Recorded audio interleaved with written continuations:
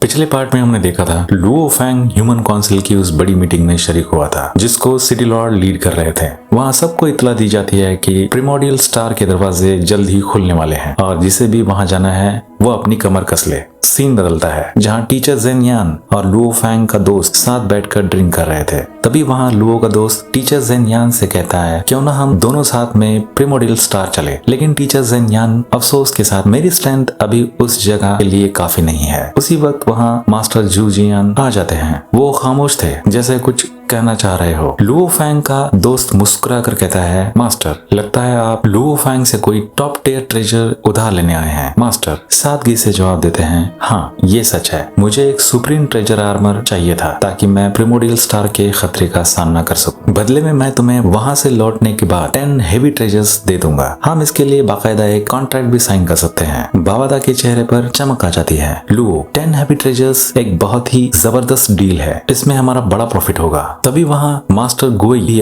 आ पहुँचते हैं। लगता है मास्टर जूजियान भी यहाँ सोल टाइप ट्रेजर के लिए आए हैं। लुओ फैंग अगर तुम मुझे वो दे देते हो तो मैं तुम्हें टॉप ट्रेजर्स दूंगा। बावादा फिर चौंकती है। 3 टॉप ट्रेजर्स भी बुरी डील नहीं है। लेकिन अचानक लुओ की आवाज गंभीर हो जाती है। जो सोल टाइप ट्रेजर है स्टार टावर के साथ जुड़े हुए हैं। अगर किसी और ने उसे मर्ज करने की कोशिश की तो उसी वक्त उसकी यकीनी मौत हो जाएगी।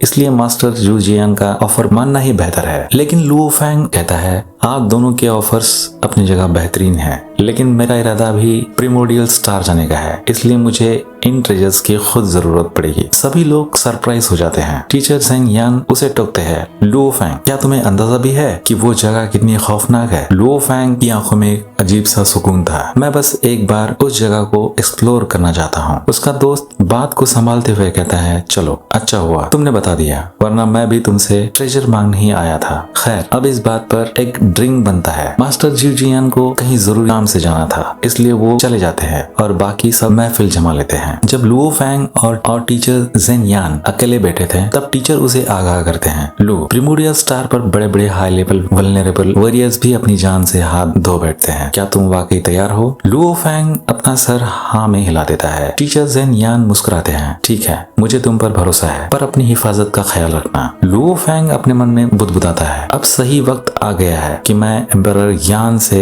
अपना कैलेमिटी बैटल आर्मर वापस ले आऊं। दरअसल स्टार टावर मास्टर के 2 स्टूडेंट्स थे, एक लुओ फैंग और दूसरा एम्परर यान। लुओ फैंग को यकीन था कि वो अब अपना दूसरा हक यानी वो आर्मर हासिल कर सकता है। इधर लुओ फैंग के प्रिमोडियल स्टार जाने की खबर आग की तरह फैल चुकी थी। कुछ कल्टिवेटर्स आपस में खानाफूसी कर रहे थे। ये ब्लेड रिवर किंग तो महज अनडाइंग लेवल पर है, अगर दूसरी स्पीसीज के ताकतवर वॉरियर्स के हत्थे चढ़ गया तो इसका बचना नामुमकिन है। दूसरा वॉरियर तंज कसते हुए कहता है उसकी मौत से किसी को फर्क नहीं पड़ता। अफसोस तो इस बात का है कि अगर हमारे टॉप ट्रेजर्स दुश्मनों के हाथ लग गए तो पूरी इंसानियत के लिए खतरा पैदा हो जाएगा और वो एक गुनाहगार कहलाएगा। लुओ फैंग अपनी मंजिल की तरफ बढ़ रहा था। बावादा उसे बताती है एम्परर यांग की टेरिटरी यहाँ से बहुत दूर है। लुओ फैंग जवाब देता है मेरे पास गैलेक्सी शिप है, हम उम्मीद से जल्दी पहुंच जाएंगे। सफर के दौरान बावादा उस शिप की तारीफ करते हुए कहती है ये वाकई बेमिसाल ट्रेजर है, इसकी रफ्तार लाइट की स्पीड से 800 गुना ज्यादा है। 3 महीनों के लंबे सफर के बाद वो उस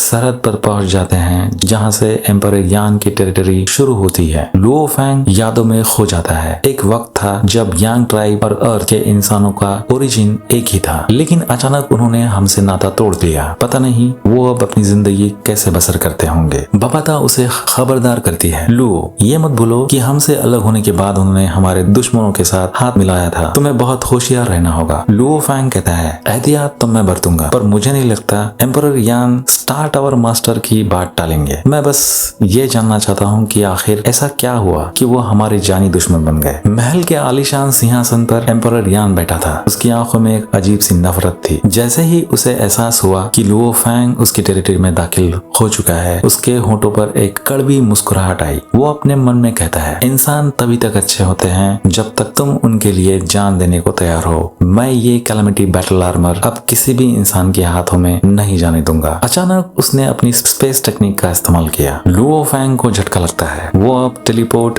नहीं कर पा रहा था। वो समझ गया कि ये एम्परर यान की ही करतूत है। बावादा घबराकर चिल्लाई लुओ फैंग, इस टेरिटरी के डार्क यूनिवर्स कोऑर्डिनेट्स गायब हो चुके हैं। टेलीपोर्टेशन ब्लॉक कर दिया गया है। लुओ फैंग हिसाब लगाता है, अगर मैं लाइट की स्पीड से भी चलूं तो महल तक पहुंचने में सैकड़ों साल लग जाएंगे। साफ है कि एम्परर यान आर्मर वापस नहीं करना चाहते।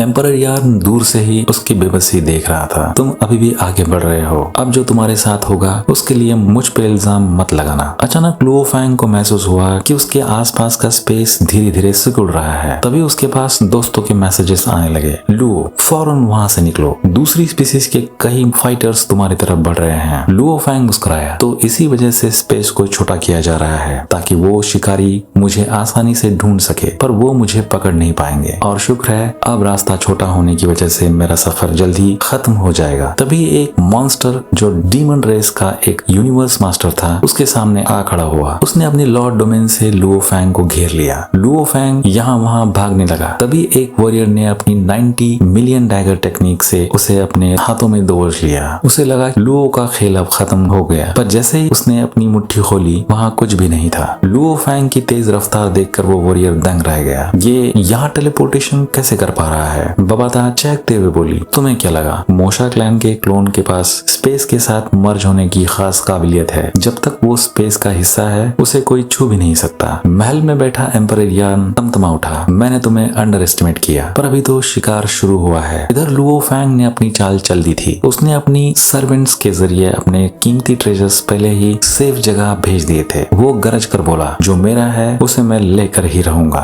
रास्ते में कई वॉरियर्स ने लुओ को घेर लिया। एक हमला इतना जोरदार था कि सामने मौजूद पूरा प्लेनेट राख में बदल गया और लुओ फैंग पीछे जा गिरा। तभी एक जोरदार धमाका हुआ। लुओ फैंग ने खुद को ब्लास्ट कर लिया, लेकिन ये उसकी एक चाल थी। धमाके से ठीक पहले उसने अपने मोशा क्लैन वाले क्लोन को दूर भेज दिया था और वो फिर से बच निकला। एम्परर यान का गुस्सा 7वें आसमान पर था। प्रिमोर्डियल स्टार खुलने वाला है, मैं अपना वक्त और बर्बाद नहीं करूंगा। अब जब तू यहाँ आएगा तभी तुझे मजा चखाऊंगा। लुओ फैंग सफर जारी रखते हुए वर्चुअल यूनिवर्स में सिटी लॉर्ड के पास आ जाता है। सिटी लॉर्ड सीरियस थे। लुओ फैंग, तुम्हारा प्रिमोर्डियल स्टार जाना मुझे मंजूर है, पर तुम उस टेरिटरी में क्यों गए? तुमने अपनी सबसे बड़ी ताकत जो मर्ज होने वाली एबिलिटी सबको दिखा दी, अब लोग उसका तोड़ निकाल लेंगे। लुओ फैंग रेस्पेक्ट के साथ कहता है, टीचर मैं प्रिमोर्डियल स्टार में फाइट करना चाहता हूँ, ना कि भागना, इसलिए मैं वो आर्मर लेने जा रहा हूँ। सिटी लॉर्ड ने कहा, एम्परर यान एक खुदगर्ज और नैरो माइंडेड इंसान है। उसने पुराने वक्त में अपने ही भाई को मारकर ट्रेजर छीना था। उसके अंदर बहुत ज्यादा एरोगेंस है, संभल कर रहना। वापस ओरिजिनल दुनिया में लुओ फैंग अब एम्परर यान के महल के बिल्कुल सामने खड़ा था। उसकी आवाज पूरे इलाके में गूंजी, एम्परर यान यहाँ आकर मुझसे मिलो। हजारों सिपाही उसे मारने दौड़े, तेरी जरूरत कैसे हुई यहाँ आकर ऐसे बोलने की? लेकिन तभी एम्परर यान ने खुद अपने सिपाहियों को रोक दिया और महल के भारी दरवाजे लुओ फैंग के लिए खुलते चले गए। क्या लुओ फैंग अपना आर्मर हासिल कर पाएगा या एम्परर यांग के महल में उसका अंत हो जाएगा? जानने के लिए देखिए अगला पार्ट।